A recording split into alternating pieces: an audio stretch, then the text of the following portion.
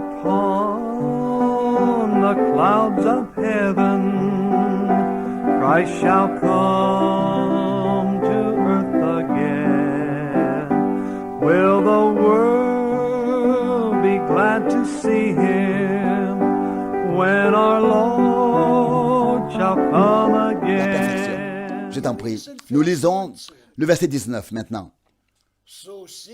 Nous voyons donc qu'ils n'ont pas pu y entrer à cause de leur incrédulité.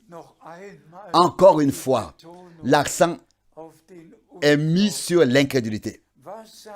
Qu'a dit frère Branham? L'incrédulité était le premier péché dans le jardin d'Éden. Et comment l'incrédulité est-elle venue à l'existence? Lorsque Satan, le vieux serpent, a remis en question ce que Dieu le Seigneur avait dit à Adam. Et lorsqu'il a dit à Ève, en disant à Ève, Dieu aurait-il vraiment dit?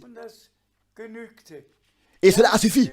Cela a suffi pour appeler à l'existence l'incrédulité maudite, bannie. Qui a le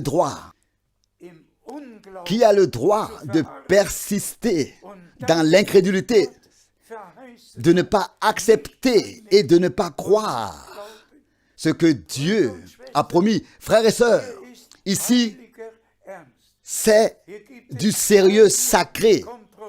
Il n'y a pas de compromis possible. Soit nous sommes dans la foi, soit dans l'incrédulité. Soit dans l'obéissance, soit dans la désobéissance. Soit nous vivons dans ce que Dieu fait aujourd'hui, soit nous sommes dans ce que Dieu a fait hier ou avant-hier. Que le Seigneur fasse grâce. Telle est ma prière. Nous lisons Samuel 15, la première partie du verset 23, 23a. 1 Samuel, chapitre 15, verset 23a. Car la désobéissance est aussi grave que le péché de sorcellerie. Et la propre volonté est comme la prostitution et l'idolâtrie. Nous devons également prendre cette parole très au sérieux. Le péché d'incrédulité. Celui qui ne croit pas à Dieu le fait mentir. Comme le péché de sorcellerie. Oh!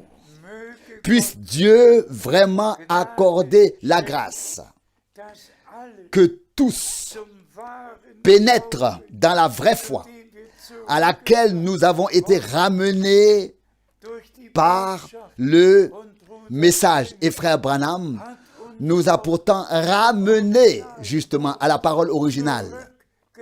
À la parole originale. Mais il a été repris à la maison. Ce n'est qu'après son départ que ce message divin, original, a été apporté dans le monde entier, dans sa forme originale. Et c'est pourquoi, frères et sœurs, l'incrédulité dans ce que Dieu fait maintenant est comme la sorcellerie.